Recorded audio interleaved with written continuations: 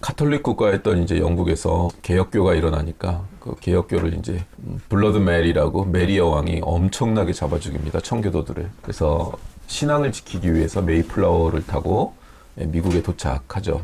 그때 인디언들이 곡식도 주고 땅도 주고 도와주고 겨울에 굉장히 메이플라워에서 살아남은 사람도 얼마 안 되지만 도착해서도 그 겨울에 아무것도 없잖아요. 먹을 게. 풍랑도 만나고 해서 영국에서 미국으로 건너왔는데 그때 이제 인디언들이 먹을 것도 주고 그 씨앗도 주고 해가지고 그 다음 해부터 이렇게 농사를 해서 미국이란 나라가 지금 형성이 됐죠. 그때 처음 세운 이제 뭐 주일 학교들 그 사람들은 자기 집 짓는 것보다 교회를 먼저 지었어요. 자기 먹고 살고 굶어 죽고 있는데도 교회를 먼저 지었다고.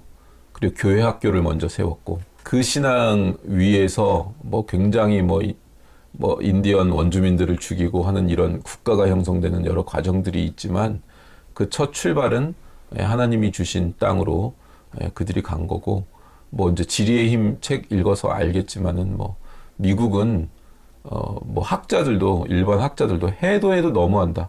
모든 걸 다 가진 나라다. 이건 뭐 석유에서부터 지금은 이제 히토리들도 뭐 발견되기 시작했다 그러고 이건 해도 모든 걸 다 가진 나라다. 그렇게 지리적으로도 그렇게 이야기하죠. 그러면서 교회학교 세운 게 뭐 하버드가 되고 프린스턴이 되었죠. 다 교회학교에서 학교를 대학을 세우고 그들이 그렇게 출발한 나라인 겁니다. 그게 이제 한동안 또 망가져 가다가 지금 이제 또 변화의 물결들이 일어나고 있죠.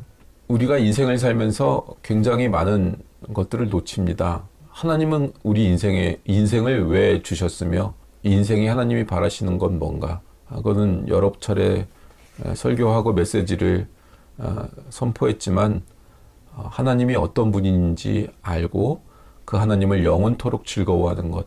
그게 인간의 본분입니다. 하나님을 즐거워하며 사는 것.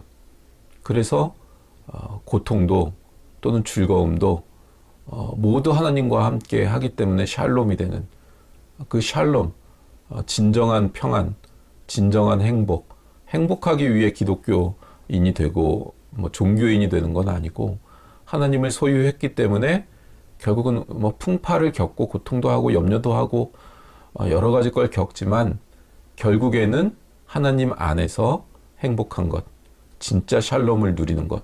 그게 하나님이 우리 인생에게 요구하시는 거죠. 너 다른 거 열심히 해봐라. 걱정, 염려 다 해봐라. 그래갖고 세상에서 살아남으려고 아둥바둥 해봐라. 결국은 내가 주권자고 내가 허락해야 얻어질 것들이 얻어지고 내가 허락하지 않는 한 아무것도 너에게 얻어지지 않는다. 결국 그것 깨닫게 하는 데까지 오는 거예요. 발버둥을 치고 살아도 아무 열매도 거두지 못하는 인생도 경험하고 아무것도 하지 않았는데도 그냥 툭툭 주어져서 인생의 풍성함을 맛보기도 하고 그 모든 인생의 것들이 하나님을 알고 하나님이 인간을 어떻게 생각하시며 하나님이 믿는 자, 하나님의 자녀들을 어떻게 대하시는지 그걸 깨달아 알게 하기 위하여 펼쳐지는 것이 인생이라는 주어진 시간입니다. 인생의 의미는 그거 외에 다른 게 없어요. 그 우선순위를 놓치고 착각하는 게 우리들이고 그건 우리 DNA 안에 새겨진 원죄의 흔적들입니다. 그게 이걸 아는데도 이게 쉽게 되지를 않아요. 우리가 행복하냔 말이에요. 우리가 항상 기쁘냔 말이에요. 왜 우린 항상 기쁘지 않고 감사할 수가 없는가? 로마서 1장에 보면 8절에 또한 그들이 마음에 하나님 두기를 싫어하며 하나님께서 그들을 그 상실한 마음대로 내버려 두사 합당하지 못한 일을 하게 하셨으니 마음에 하나님 두기를 싫어한대요. 하나님께 경배하지도 감사하지도 않대요. 그게 인생의 불행의 시작입니다. 자기가 이렇게 하면 행복할 것 같아 라고 자기가 설계한 자기 그림 그거 쫓아가 보세요. 정말 불행밖에 나오지 않아요. 끝에 가서는. 하나님께 감사하지도 않고 경배하지도 않는 데서 모든 불행이 시작됩니다. 하나님은 에덴 동산의 모든 것을 인간에게 주셨어요. 그러기 위해서 우주를 만드셨죠. 인간이라는 존재를 하나님의 자녀와 함께 기뻐하기 위하여 우주를 만드시고 그 중에 지구를 만드시고 그 중에 인간을 창조하셨습니다. 그리고 복을 주셨어요. 참 아름답다. 참 보기 좋다. 그게 하나님의 축복이고 인간에 대한 자세, 하나님의 방향, 관점이에요. 그런데 인간은 하나님께 감사하지도 경배하지도 않아요. 하나님을 만홀히 여기고 쉽게 여기고 우리 안에 DNA가 그렇게 만들어요. 창세기에 하나님이 인간에게 부족한 것이 없이 주셨어요. 결핍이 없었다고요. 결핍이. 근데 인간이 한 게 뭐예요? 자유의지로 한 게? 왜 선악과 같은 것 만드셔갖고 그거예요. 먹어버리자. 하나님과 같이 되자. 자기가 받은 은혜가 뭔지를 모르고 자신의 위치, 자기 자신의 정체성, 그게 파악이 안 되니까 하나님과 같이 되자. 경배하지도 않고 감사하지도 않고 오히려 선악과를 따먹어요. 인간의 불행은 그렇게 시작돼요. 그래서 우리의 삶이 고달픕니다. 하나님 안에 있으면 이 고달픔들이 샬롬으로 바뀌어요. 그리고 알게 돼요. 하나님이 진짜 내 인생을 주장하고 계시는구나.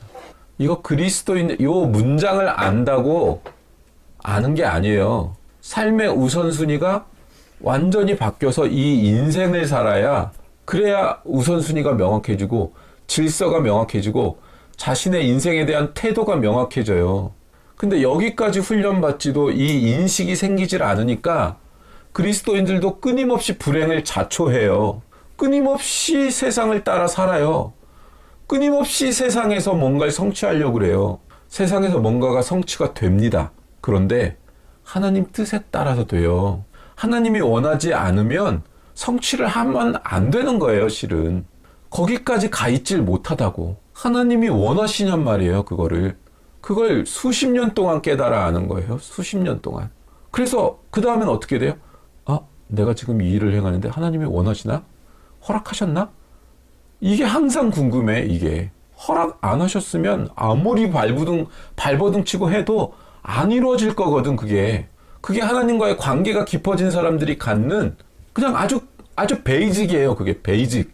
안 이루어집니다, 발버둥을 쳐도. 자기는 거기에 목숨을 걸었고 열심을 내고 땀을 흘리고 잠을 안 자고 했는데도 안 이루어진다니까요. 허락이 안 됐거든요. 열심은 그래서 기본 디폴트 값인 거예요, 그냥. 그래서 항상 우리의 마음은 하나님이 기뻐하시는가? 하나님이 허락하시는가? 이 일은 하나님의 뜻에 합당한가? 거기에 마음이 가 있어야 돼요. 그래야 감사와 찬송을 드리는 그 인생이 쭉 이어집니다. 그러지 않으면 그저 자기 욕망 이루기 위해서 자기 못다 이룬 꿈 이루기 위해 사는 거거든요. 그런데 우리는 여기에 관심이 없고 끊임없이 하나님을 대적하고 하나님의 자녀라면 왜 이 고통 겪어야 되는 거예요? 선택하셨다며. 그럼 선택한 자녀들 행복하고 평안하고 건강하게 살게 하셔야지. 왜 이 모양으로 하시는 거예요? 그 대적하려는 마음이 자꾸 올라온다고요. 그 욕심이 잉태하여 죄를 낳고 죄가 장성하면 죽음이 되는 겁니다. 죽음의 자리까지 가는 코스예요. 그게 하루 이틀 한두 달에 일어나는 일이 아니에요. 하나님을 멀리하기 시작하면 점점 개구리 죽이는 법 있잖아요. 물에 이렇게 그릇에 물 담아서 넣어놓고 물을 천천히 가열하는 거. 그렇게 천천히 가열돼서 죽습니다. 사단이 아주 조금씩, 아니 예배 시간에 나와 눈물도 흘린다니까요. 그리고 예배도 안 빠진다니까요. 마음은 점점 멀어져. 그게 한 십수년 동안 일어나는 일이야. 그러다 어느 데 안 가도 아무 일 안 일어나진대. 그럼 안 가기 시작해. 안 가기 시작하면서 뭐 어쩌다가 징검다리로 한 주 건너뛰고 가. 그 다음에는 수요 예배도 안 하고 다 안 하기 시작해. 뭘 안 해. 그리고 먼저 하던 것들을 안 해. 헌금도 안 하기 시작하고, 어려운데 애들 학원비도 없는데 그러기 시작해. 그러면서 하나씩 멀어져. 그리고 기존에 형식이 있던 것마저도 형식을 다 무너뜨려. 그러면서 서서히 무너져가는 거예요. 그 어느 순간엔 세상에 잡혀 먹혀 있어요. 온통 머릿속에는 세상밖에 없어. 오늘 말씀에도 서원한 걸 지키도록 돼 있죠. 서원한 거 다 잊어버려요. 모든 게 어느새 달라져 있어요. 세계관이 달라져 있어요. 그러면서 죽어요, 결국에 가서는. 어느 한순간에 마귀가 탁 하고 세게 건드려. 그럼 넘어져서 죽습니다. 세상에 끌려가거나 큰 죄를 저질러서 감옥에 들어가서 하나님 원망하다가 그냥 끝나버리거나, 내 마음에서 하나님이 멀어지는가를 끊임없이 점검하지 않으면 어느 순간 그렇게 돼 있다니까요. 우리 안에 감사가 떨어지면 어느 순간에 그렇게 돼 있다니까요. 그 무서운 겁니다. 감사가 떠나가면 고통이 더 커져요. 그리고 고통이 더 커지니까 하나님 원망하기가 더 쉽고. 그러니까 우리가 특성인데 인생을 살아다 보면 많은 사람들을 만나잖아요. 근데 끊임없이 풍성함이 늘어가는 사람이 있고 끊임없이 결핍을 향해 가는 사람, 끊임없는 가난을 향해 가는 사람, 신앙도 가난하고 현생도 가난하고 끊임없이 그렇게 되는 사람들이 있어요. 그게 중간이 없어요. 중간적인 데서 이렇게 갈팡질팡해서 중간으로 사는 사람들은 있기는 있지만 궁극에 가서 중간은 없어요. 풍성함을 선택하여 그 풍성한 인생과 풍성한 믿음을 갖고 현생도 풍성하게 살 수 있는 사람, 고통이 오건 뭐 물질적으로 풍요가 있건 결핍이 있건 상관없이 풍요로운 사람들이 있거든요. 근데 가난한 사람, 심령이 가난한 게 아니라 그냥 신앙도 가난하고 현생도 가난해. 그냥 끊임없이 가난해. 심령이 가난한 거래. 또 자기는 그걸 또 그렇게 우겨. 내가 가난한 건 심령이 가난한 거다. 그걸 또 우겨요. 그게 포인트가 틀려 있는데도 그걸 자꾸 우겨. 그 자기를 막 학대해. 막 금욕적으로 살아. 그리고 가난하대. 막 힘드니까 가난한 거래. 아, 그런 게 아니에요. 신앙은 되게 착각들을 많이 한단 말이에요. 에덴으로 가는 길은 감사함으로 나가는 길이에요. 하루가 힘들었죠. 근데도 감사 제목을 얘기하는 거예요. 그게 훈련돼야 되는 거예요. 가정 예배를 드리는 거예요. 가정이 깨지지 않으려면. 세상 것이 들어오지 못하고 모든 게 하나님의 말씀의 뜻 가운데 포맷이 돼버리고 다시 원점으로 돌아올 수 있게 만들잖아요. 예배 중에. 끊임없이 말씀을 받으니까. 그리고 끊임없이 감사하니까. 그러면 에덴을 향해 가는 거예요. 지금 우리 가정교회가 유지되는 힘은 예영의 기도를 통해서입니다. 아닌 것 같죠? 그 어떤 것을 이뤄도요, 공허합니다. 내가 지금 발버둥 치는 거 물어보세요. 하나님 정말 그거 원하세요? 라고. 그럼 마음을 주실 거예요. 뭔가 갈등이 끊임없이 해결이 안 돼요? 기도해 보세요. 이게 내 뜻이었는지 하나님 뜻이었는지. 굉장히 샬롬을 누리면서도 풍성하게 인생을 살 수 있는 방법들이 하나님 안에 너무 많은데 엉뚱한 계획을 세우고 엉뚱한 일에 에너지를, 시간을 보내요. 세계적으로 유명한 사람들도 허물을 못 견뎌요. 아니, 은바페 걔가 왜 그렇게 되는지 이해를 못 하겠어. 걔 거의 금욕주의자. 걔 거의 예전엔 손흥민 스타일이었거든요. 훈련장 집밖에 없고 놀러 가고 그런 거 없고 잘 먹고 잘 자야 프로가 된다. 이런 걸 칼같이 지키던 애였다고. 근데 지금은 국가대표에도 안 간다 그러고 그 시간에 클럽 가서 여자랑 놀고 그래.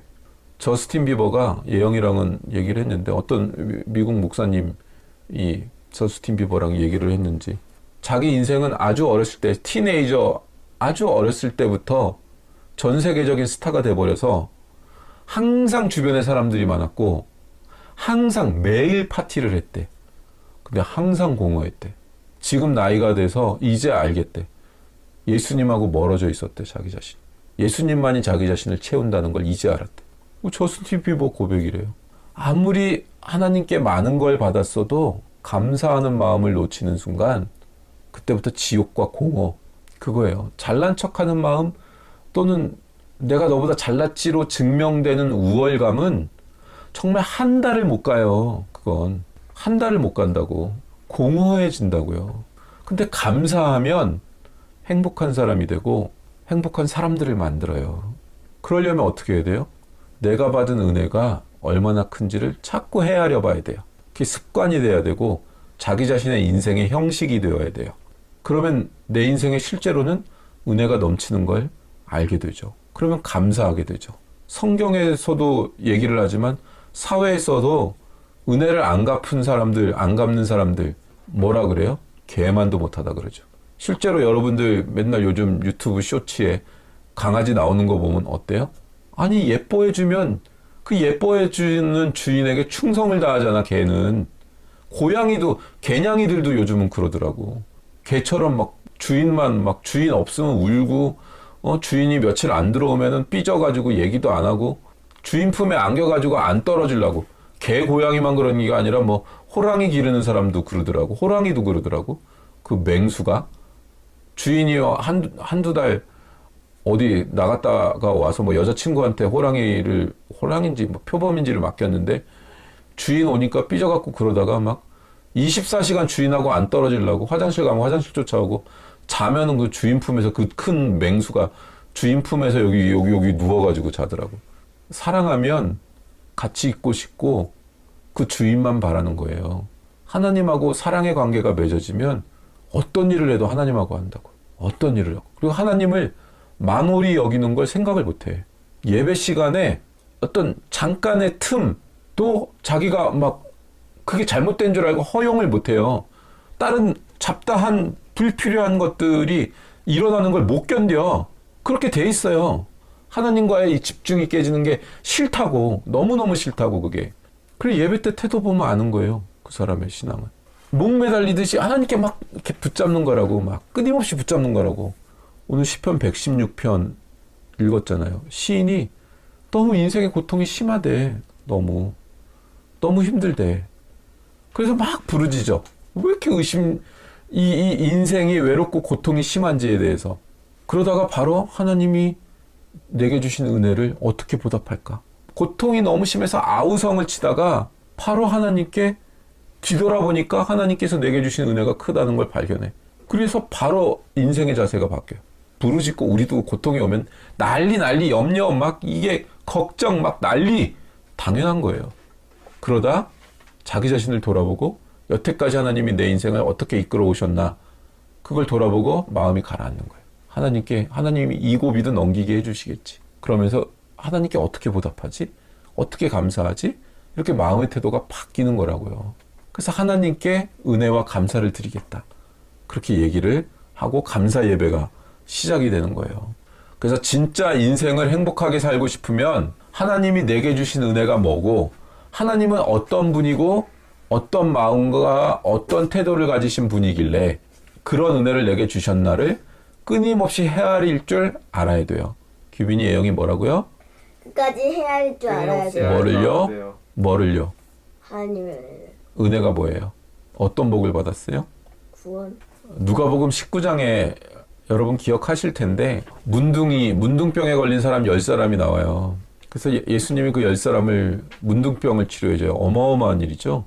지금 현대의학으로도 문둥병이 힘든 병인데 그 시대의 문둥병은 그냥 소외된 마을 안에 살 수가 없는 사람들하고 격리돼서 살아야 되고 사회와 완전 격리돼야 되는 정말 끔찍한 병인데 그 10명을 고쳐줬는데 몇 명이 와서 예수님께 감사했어요? 기억나요? 아니요. 사마리아 나병 환자, 문둥병 환자 한 사람. 심지어 이방인 문둥병자야. 사마리아인은 유대인들은 그냥 개돼지 취급하는 사람이거든요. 그 사마리아인 중에 문둥병자야. 그 무슨 얘기예요? 그냥 인간 취급. 인간이 아니에요. 그냥 개돼지보다도 못해. 그 한 사람만 와서 예수님께 감사해요. 예수님이 뭐라 그래요? 내가 10명을 고쳐줬는데 왜 너 혼자냐? 우리가 받은 은혜가 분명히 있습니다. 이렇게 사는 것 자체가 은혜죠. 근데 감사를 안 해요.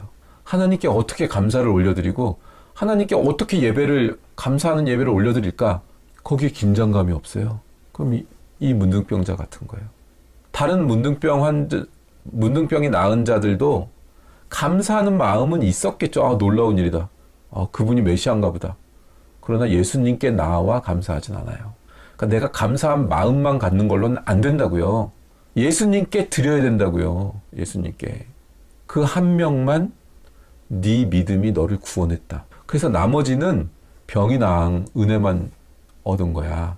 근데 이 사마리아인 문둥병자는 네 믿음이 너를 구원했다. 구원이 임한 거예요. 그냥 먹고 사는 게 어느 정도 수준이 되니까 감사합니다. 이러는 거 가지고는 구원을 얻지 못합니다. 예수님께 나와 감사해야 되는 거예요. 네 믿음이 너를 구원했다가 되는 거예요. 여러분, 인간의 최초의 그 은혜에 감사한 예배가 가인과 아벨이죠. 근데 아벨의 예배는 받으시고 가인의 예배는 안 받으세요. 창세기만 보면 그런데 히브리서에는 아벨은 믿음으로 예배를 올려드렸대요. 그렇게 표현되어 있어요. 신약에는. 가인은 믿음으로 예배를 드리지 못했다는 거예요. 하나님 감사합니다 했어. 근데 그냥 형식적으로 한 거야. 감사합니다가 그냥 형식이야. 하나님 감사합니다가 예배 순서에 있어, 그 문장이. 그래서 한 거야. 근데 아벨은 진짜 감사했대요. 잘못한 게 있으면 하나님 진짜 잘못했어요, 용서해 주세요, 회개했대요.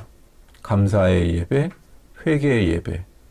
감사와 찬송과 회개가 없으면 예배가 아닙니다. 예배가 아니에요.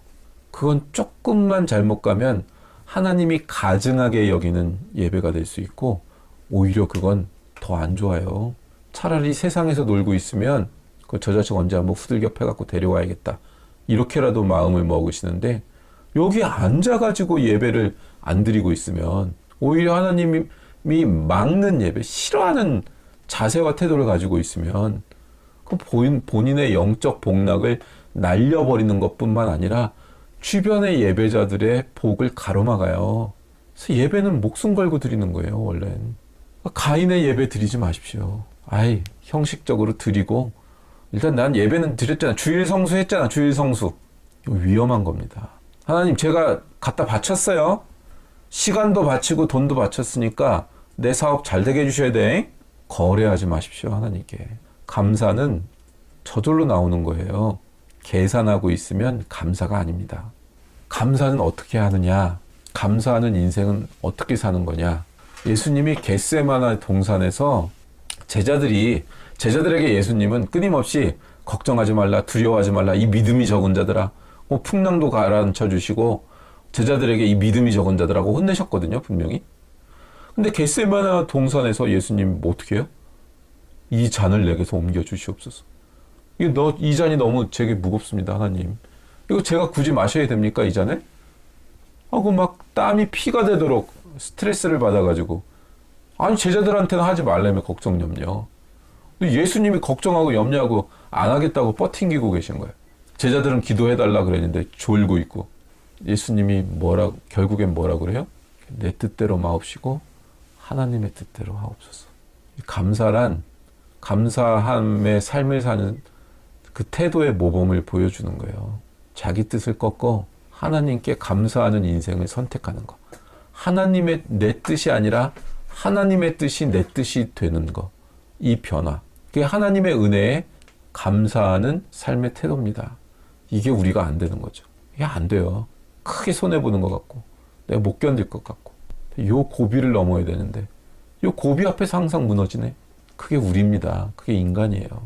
그런데도 끊임없이 하나님은 기회를 주시죠. 너 그렇게 살 수 있다. 그거 선택해라. 너에게 복되고. 바울 사도는 아무것도 염려하지 말고 기도와 간구로 감사함으로 하나님께 아뢰면 지각에 뛰어난, 지식에 뛰어난 하나님의 평강이 너희의 생각과 마음을 지켜주신대요. 끊임없이 감사하고, 염려하고 근심거리가 있으면 기도하고 감사하는 자리로 나오래요. 그럼 하나님이 듣고 그것에 대해 응답하신대요.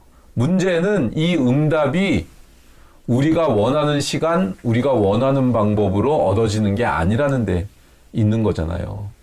예수님이 겟세마네 동산에서 그러하셨듯이 너무 고통스럽게 기도하셨는데도 예수님 뜻대로 안 되고 잔을 옮겨달라고 기도했는데 그 잔을 마시라. 하나님이 그러시잖아요. 그래서 결국 십자가의 길, 비아돌로로사를 걸으시는 거예요. 빨가벗겨져서 그 무거운 십자가를 지고 째찌게 맞으시면서. 어떤 문제든 고통이든 해결될 게 틀림없습니다. 근데 내가 원하는 방식, 내가 원하는 때에 되지는 않습니다. 그럴 때 감사할 수 있느냐? 이게 문제인 거예요. 성도는 이게 문제인 거예요. 이 싸움을 벌이려는 거예요. 그 성도의 인생은 온통 이 싸움인 거예요, 결국엔. 결국에 따지고 들어가면 이 싸움을 해서 하나님과 완전히 내 존재를 하나님께만 맡기는 정말 순교자가 되는, 이게 뭐 어디 가서 총칼로 찔려 죽는 게 순교자가 아니라 진짜 이 자아의 죽음을 경험하는 이 단계로 끊임없이 가느냐 하는 싸움을 하는 거예요. 성도의 싸움은 이 싸움 외에 없어요. 선교센터 짓고 어디 가서 좋은 일 하고가 핵심적인 게 아니에요. 그건 그 다음에 일어나는 일이에요. 저절로 그냥 자연스럽게 일어나는 일이에요. 그건 일이라고. 선행되는 건 이 문제를 싸우고 있는 자기 자신이에요. 이게 없으면 본질적인 성도의 길로 가지를 못해요.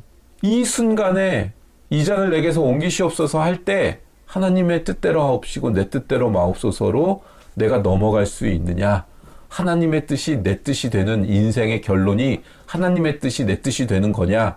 그리고 그걸 행함으로 그 행함의 자세가 사람들에게 보여지어서 하나님의 영광이 드러나느냐 하는 싸움이라고요. 인생의 싸움, 신앙의 싸움이라는 건 조금 귀여운 버전이긴 하지만 신예은이가 새롭게 하소서에 나왔더라고요. 더 글로리에서 연진이 아역했던 고등학교 시절 연기했던 아주 악독한 송혜교를 아주 그냥 악독하게 괴롭히는, 송혜교가 아니지, 그 아역은 또 다른 애지. 정연이의 영서, 김태리 상대역, 엘리트 판소리꾼 나오는 친구, 유명한 차세대 여배우인데 어렸을 때부터 부모님이 조그만 상가교회를 섬기셨대요. 상가교회 조그마니까 부모님은 그냥 교회에서 산 거야. 매일 그 교회 청소하고 주일날이면 꽃꽂이도 부모님이 하셨고.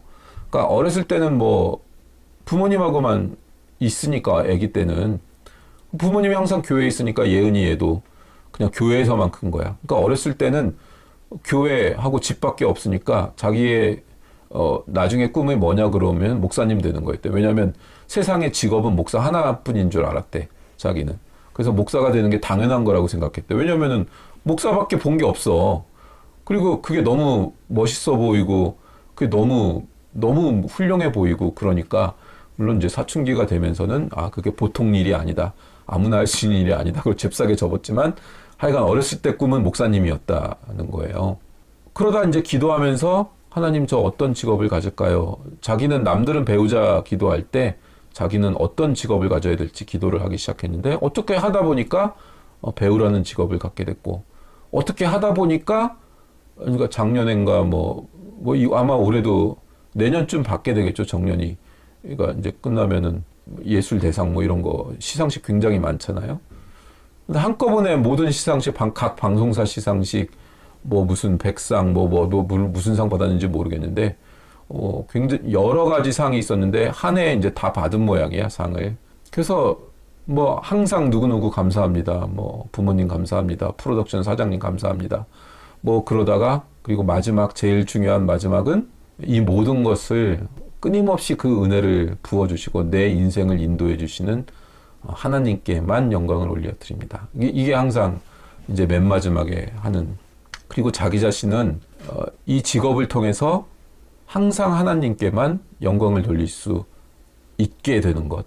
자기 자신이 잘 될 때뿐만이 아니라 아주 고통스러운 상황에 처했을 때도 흔들리지 않고 살아가는 모습을 사람들한테 보여줌으로 쟤는 뭐가 다르지? 라는 생각을 품게 하는 것.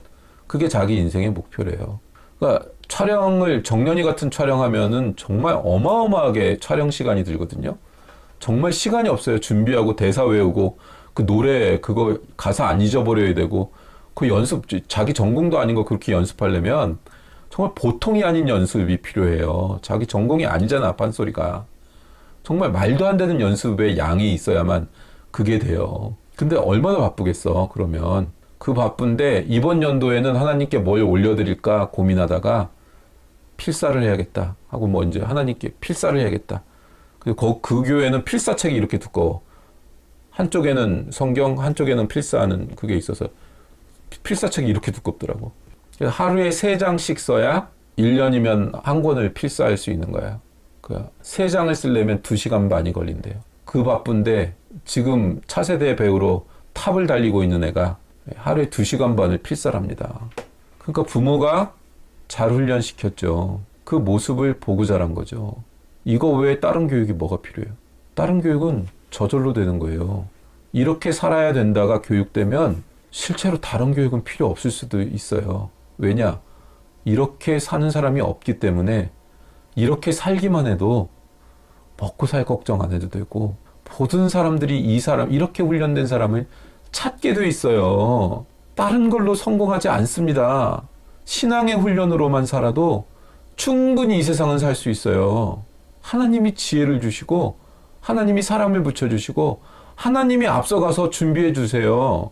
근데 이게 안 된다. 아무리 다른 거 잘해봐야 아무 쓰잘데기 없는 쓰레기예요. 그거 쓰레기라고, 쓰레기. 바울이 얘기하잖아.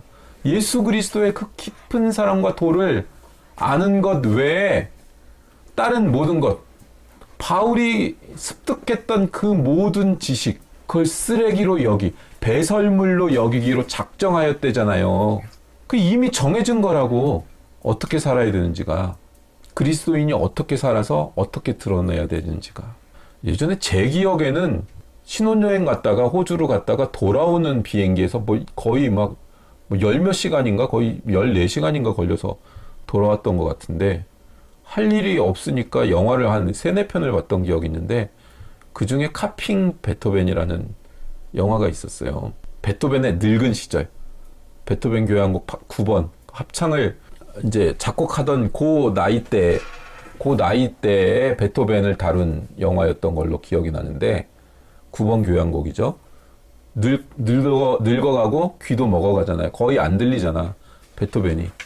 그러니까 아주 괴팍한 늙은이가 돼 있었던 거예요. 아무 걸로나 싸우고 아무 걸로나 그냥 괴팍하고 고집스럽고 그런 늙은이가 된 거야. 그럴 수 있죠. 베토벤은 신앙인이었고 하나님으로부터 받은 그 음악의 열정과 그 영감이 차고도 넘치는데, 자기 자신이 받아서 알고 있는 세계는 너무나 깊고 너무나 본질적인데, 근데 자기의 현실은 귀가 먹어가고, 음악인으로서는 교향곡을 작곡하고 지휘하는 사람으로서는 너무 끔찍한 상황에 있으니까 쏟아져 나오는 그 열정과 그 음악에 대한, 또 하나님에 대해 항복하려는 자기 자신의 그 신앙적 태도, 이게 현실과 이게 완전히 안 맞잖아요. 코드가 귀머거리까지 돼가고 있고. 그러니 일상이 무너지는 건, 고집스러워지는 건, 괴팍해지는 건 어떤 의미에서 당연하잖아요. 이게 막 뒤범벅이 되거든요.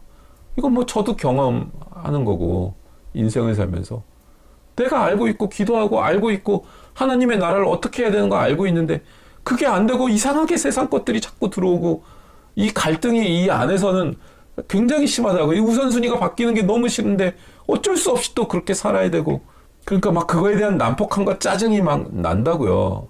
그러니까 베토벤이 이제 음악을 공부하는 여생도 하나를 이제 들였어요. 청소하고, 베토벤이 이제 막 쓰거나 음을 하면 그거를 악보로 정리하고, 막 갈겨 쓴 거를 예쁘게 이렇게 정리해갖고 악보를 정갈하게 만들고.